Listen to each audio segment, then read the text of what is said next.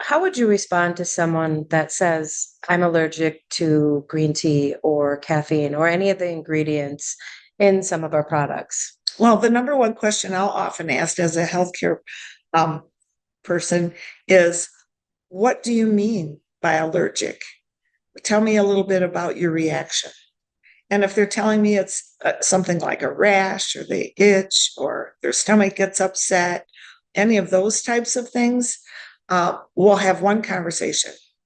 But my primary concern with them is I'll ask them right up front, do you stop breathing?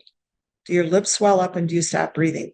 That's a true allergic reaction.